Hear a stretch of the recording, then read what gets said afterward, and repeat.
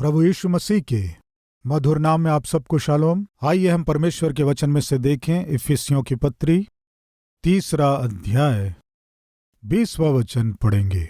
अब जो ऐसा सामर्थ्य है कि हमारे विनती और समझ से कई अधिक काम कर सकता है, उस सामर्थ्य के अनुसार जो हम में कार्य करता है।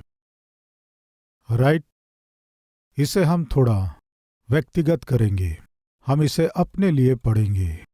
अब जो ऐसा सामर्थ्य है कि मेरी विनती और समझ से कहीं अधिक काम मेरे जीवन में कर सकता है, उस सामर्थ्य के अनुसार जो मुझ में कार्य करता है। प्रियो, मान लीजिए कोई समस्या आ गई, कष्ट आ गया, थोड़ा डर लगने लगा, थोड़ा संदेह होने लगा, क्या पता शायद ऐसा हो जाए, क्या पता शायद ऐसा हो जाए, क्या पता शैतान आकर क्या पता मन में डालता ये परमेश्वर की ओर से नहीं है,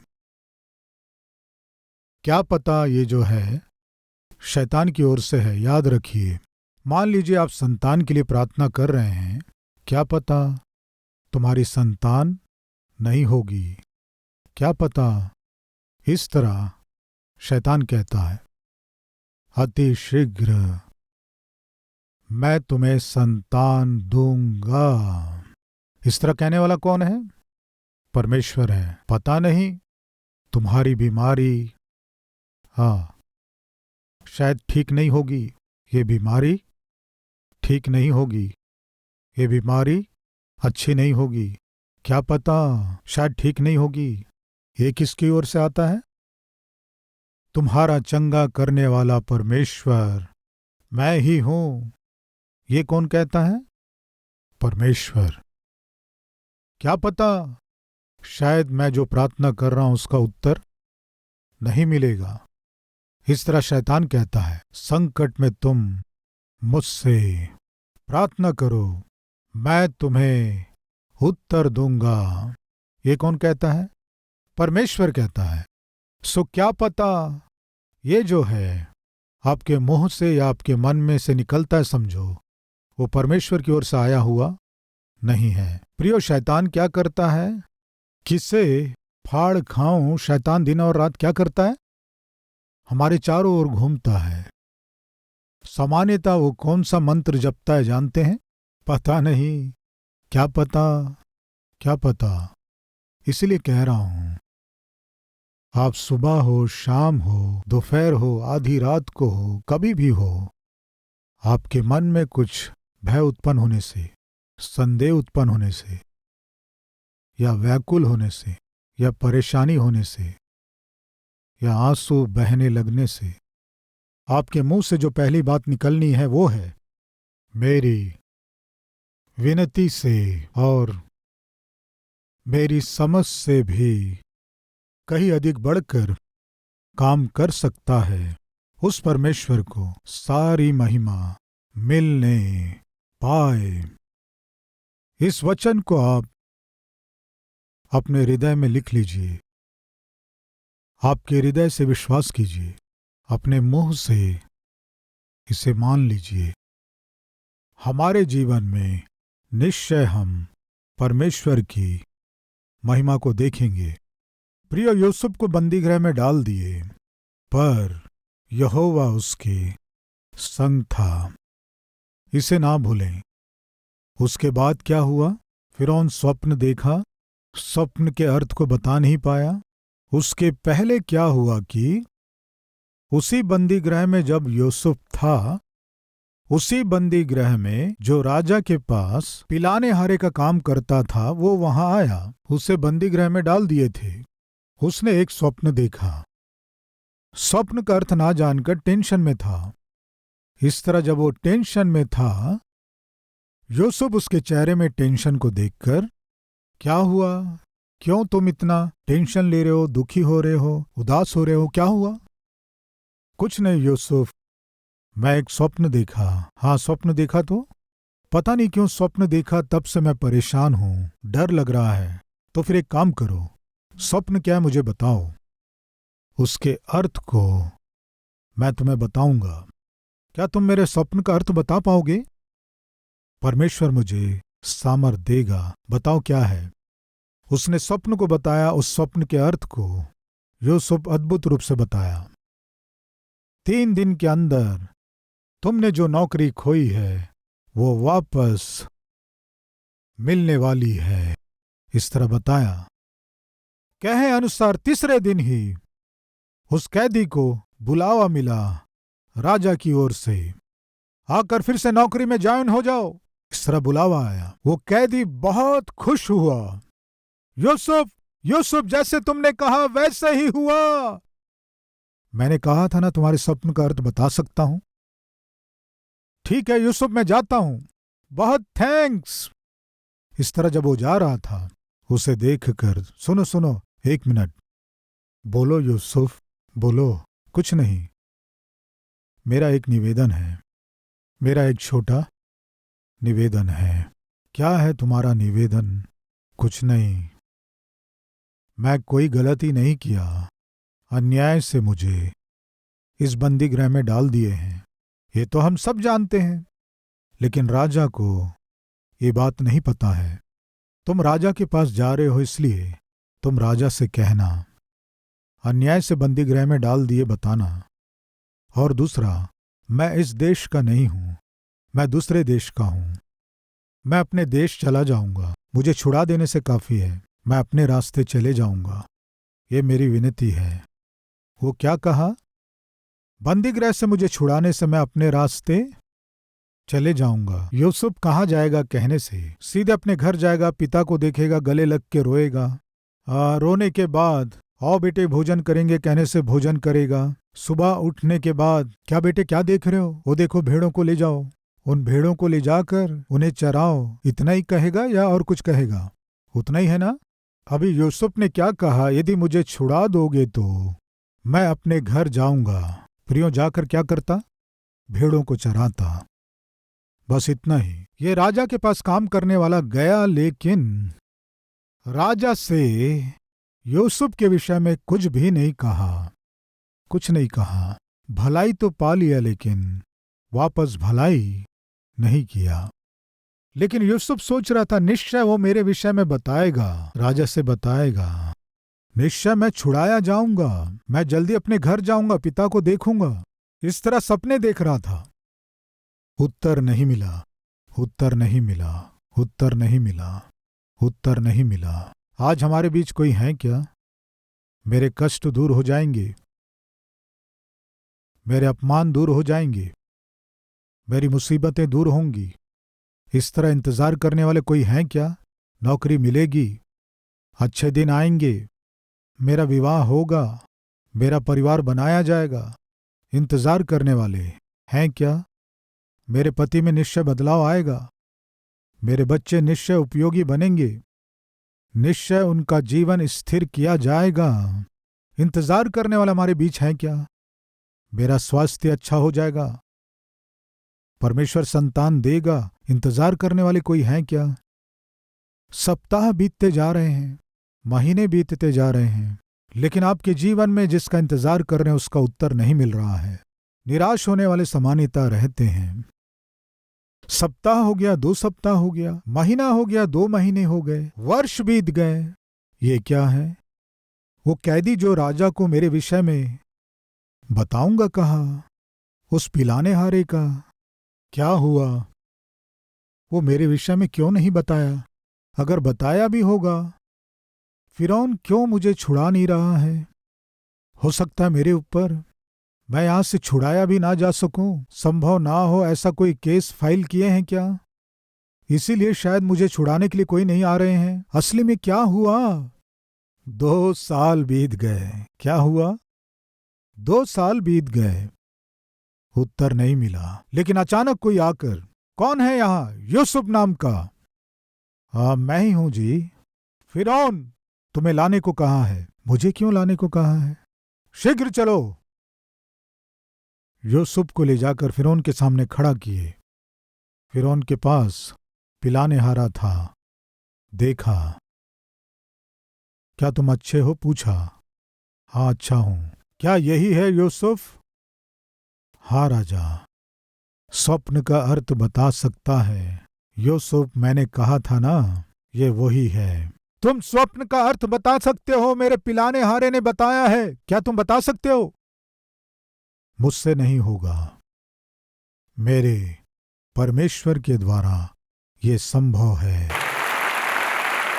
किसके विषय में बता रहा है? बोलिए। कितना समय हो गया आप परमेश्वर के विषय में बोल के? मित्रों के बीच में, आपके मित्रों के साथ बात करते समय, आपके जीवन में आश्चर्य कार्य करने वाले परमेश्वर के विषय में बताकर कितना समय हो गया? रिश्तेदारों से बैठकर बात करते समय आपके जीवन में जो उद्धार परमेश्वर दिया उसके विषय में बताकर कितना समय हो गया? कितना समय हो गया परमेश्वर के विषय में बताकर? स्वप्न का अर्थ बता सकते हो क्या? कहने से मेरे परमेश्वर के द्वारा ये संभव है। क्या समझ में आया? परमेश्वर के विषय में बताने का अवसर उसे जब भी मिले, कहीं भी अवसर मिले, बिना मिस हुए बताने वाला था यूसुफ। और ऊपर से अधिकारियों के सामने, देश पर शासन करने वाले राजा के सामने बोलना उतना आसान है कहेंगे क्या? बहुत मुश्किल है। लेकिन फिर भी वह परमेश्वर के विषय में बोला। कितना अद्भुत है प्रियो। मेरे और आपका परमेश्वर राजाओं का राजा है, प्रभुओं का प्रभु है। उस परमेश्वर के विषय में बताने के लिए, उनके किए गए भलाइयों के विषय में, आश्चर्य कामों के विषय में कभी भी पीछे नहीं होना। तुमने क्या स्वप्न देखा? बताओ। उसका अर्थ मेरा परमेश्वर बताएगा। स्वप्न उसने बताया, यूसुफ उसके अर्थ को बताया। ये सब सुनने के बाद राजा ने कहा, जिसमें परमेश्वर की आत्मा रहती है ऐसा व्यक्ति हमारे देश में एक भी है तो दिखा दो। कहा, वहां जितने ज्ञानी और बुद्धिमान लोग थे, तांत्रिक थे, वे सब सिर झुका लिए। इसीलिए इसे अपने देश का प्रधानमंत्री मैं नियुक्त करने जा रहा हूं, नियुक्त कर रहा हूं। क्या कहा? हेलो, यूसुफ क्या मांगा था? प्रभु, इस बंदीगृह से मुझे छुड़ाएंगे तो मैं अपने देश जाकर, हाँ, लाठी लेकर भेड़ चराऊंगा प्रभु। ये था जो यूसुफ ने मांगा था। मांगने से बढ़कर, समझ से भी बढ़कर अधिक मेरा परमेश्वर मेरे जीवन में करेगा या नहीं? यूसुफ से पूछिए। सो रहे यूसुफ को जगाकर, यूसुफ, तुम्हारे जीवन में परमेश्वर ने क्या किया? मांगने से बढ़कर, समझ से परे अधिक मेरा परमेश्वर। क्यों? क्या मांगे? क्या मांगा? बंदीगृह से छुड़ा दो, मैंने कहा। मेरे देश भेज दो, मांगा। तो परमेश्वर क्या किए? बंदीगृह से सिंहासन तक ले गया। मुझ अकेले को मेरे देश ले जाओ कहने से मेरे पिता को और मेरे भाइयों को, मेरे परिवार के सदस्यों को, सभी को मेरे पास ही ले आया। समझ में आया आपको? वो अकेले जाने की आशा किया, लेकिन परमेश्वर ने कहा, तुम अगर जाओगे तो भेड़ों के चरवाहा बन जाओगे, भेड़ों को ही चराओगे। तुम्हें भेड़ों को नहीं चराना है, तुम्हें इस पूरे देश की प्रजा की चरवाही करना है। शासन करने वाले प्रधानमंत्री बनाऊंगा। कितना अद्भुत परमेश्वर है। पिता को बुलवाया, अपने भाइयों को बुलवाया, सबको बुलवा लिया। उत्तम स्तर में, स्थान में उनका बहुत ही प्रेम से ख्याल रखा। मांगने से बढ़कर और समझ से भी अधिक बढ़कर। बताइए, मेरा परमेश्वर मेरे जीवन में किया। 2005 में हमारा कलवरी टेम्पल प्रारंभ हुआ। प्रारंभ होने के बाद 250 लोग, 2 महीने होने के बाद 250 लोग। उस समय अनुषा ग्रेनेड बिल्डिंग में हम आराधना कर रहे थे। इन 250 लोगों को चर्च भवन चाहिए। कहीं जमीन मिलने से अच्छा है, जमीन मिलने से अच्छा है, ये मैं सोचकर समाचार पत्रों में मैं देखने लगा कहीं जमीन बिकाऊ है क्या। तब मुझे 250 गज जमीन बिकाऊ है इस विज्ञापन को देखकर मैं जाकर वो 250 गज जमीन खरीदकर क्या करना है, भवन बनाना है। उसी समय उसके बाजू में खाली एक और जमीन है, वो भी 250 गज है। 245 या 250 शायद, मैं सोचता हूँ 245 या 50 गज।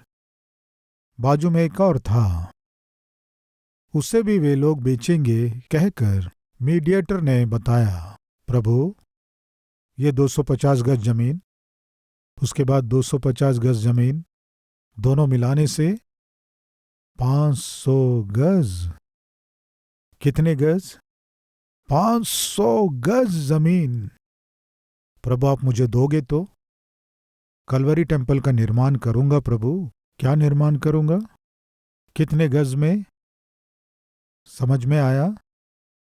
कब की बात है?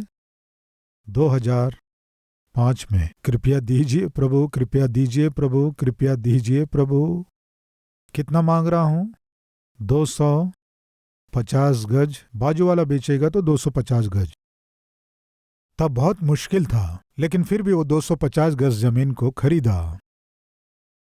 वो 250 गज बहुत मुश्किल से खरीदा। किस लिए बताइए? किस लिए? हाँ, मांगने से बढ़कर और समझ से भी बढ़कर अधिक देने वाला परमेश्वर। परमेश्वर कितना दिया बताइए? इतने बड़े स्थान को परमेश्वर ने दिया। 250 लोग बैठ सके ऐसा भवन मैं बनाऊंगा प्रभु कहने से आज हमारे इस भवन में कितने लोग बैठ सकते हैं जानते हैं आप? वो एक हॉल, ये एक हॉल, लगभग 40 से 45 हजार लोग बैठ सकते हैं। मैंने जो मांगा था 250 गज और उस परमेश्वर ने दिया लगभग 15 एकड़ जमीन।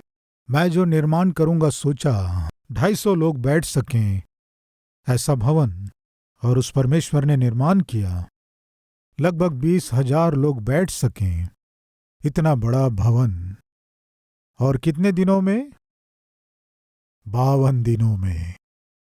मेरा परमेश्वर मांगने से बढ़कर, समझ से भी बढ़कर, अधिकाई से मेरे जीवन में किया है और आगे भी करेगा। तब आप क्या कहेंगे जानते हैं? हाँ, आपके जीवन में किया होगा पास्टर जी, आपके जीवन में किए होंगे पास्टर जी, और मेरे जीवन में तो ऐसे कह रहे हैं क्या? अभी मेरा प्रश्न, मैं जिसकी उपासना करता हूं परमेश्वर कौन है? कौन है बताइए? यहोवा है ना? आप जिसकी उपासना करते हैं कौन है? यहोवा है ना? फिर उस परमेश्वर ने मेरे जीवन में किया है तो आपके जीवन में नहीं करेगा? करेगा या नहीं करेगा? प्रिय, एक छोटी लड़की और उसकी मां बात कर रहे थे। मां बहुत परेशान हो रही थी, बहुत बहुत परेशान हो रही थी। वो छोटी लड़की संडे स्कूल जाकर कहानियां सुनती थी। माँ जो है आर्थिक तंगी के कारण, बीमारी के कारण जब बहुत परेशान रहती थी, बेटी बोली, माँ उस दिन जंगल में परमेश्वर इजरायलियों की अगुवाई किया ना, वैसे ही हमारी भी अगुवाई करेगा, हिम्मत से रहो। मुझे कोई रास्ता नहीं दिख रहा बेटी। उस दिन जब कोई मार्ग दिखाई नहीं दिया, लाल समुद्र को 2 भाग कर दिया ना माँ मूसा के द्वारा, हमारे जीवन में भी कोई मार्ग दिखाएगा, हिम्मत से रहो। मैं मूसा नहीं हूं बेटी। क्या बोली मां? बताइए। मैं मूसा नहीं हूं बेटी।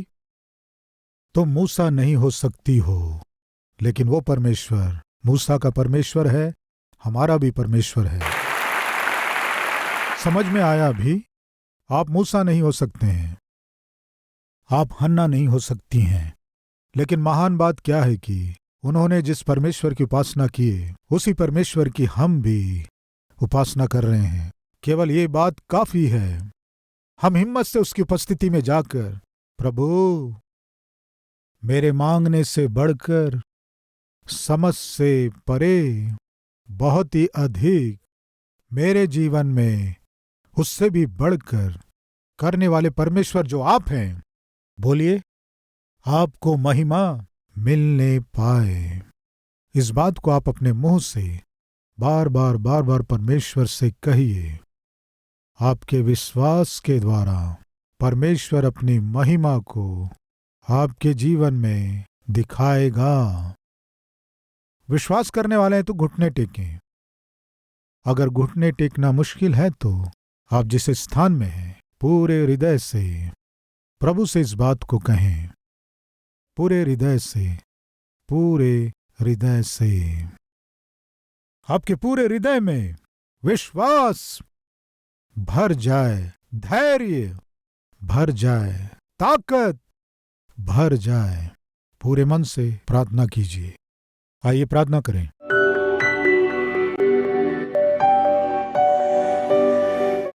पवित्र परमेश्वर पिता, मांगने से बढ़कर, समझ से भी बढ़कर अधिक हमारे जीवन में जो कर सकता है, महान परमेश्वर आपको ही महिमा, आदर और इज्जत युग युग तक मिलने पाए। बोए गए इस वचन को कोई भी ना भूले पिता। हर एक के मनों में ये वचन हर समय पिता, उन्हें जागृत करना है, उन्हें आनंदित करना है, उन्हें प्रफुल्लित करना है पिता। ऐसा अनुग्रह हम पर कर पिता। समस्या कुछ भी हो सकती है, कष्ट कुछ भी हो सकता है, वो कितना तीव्र भी हो सकता है, पर यहोवा हमारे संग है। ये वाचा काफी है पिता, ये विश्वास काफी है पिता। यूसुफ बंदी गृह में डाला गया, पर यहोवा यूसुफ के संग था। पिता, यूसुफ के संग रहने वाले परमेश्वर हमारे साथ भी हैं, आज भी जीवित हैं। इसलिए हम आपका धन्यवाद और स्तुति करते हैं। आज सुने गए वचन को कोई भी ना भूले पिता। बार बार स्मरण करते हुए, बार बार मनन करते हुए, आप पर निर्भर होकर हर परिस्थिति का सामना कर सकें, सहायता कीजिए। यीशु के नाम से मांगते हैं पिता, आमीन। प्रियो, संदेश के द्वारा आप आशीष पाएं तो और भी लोगों को शेयर कीजिए, लाइक कीजिए और एक कमेंट कीजिए। कल फिर से इसी समय मॉर्निंग डिवोशन में मिलेंगे। शलोम।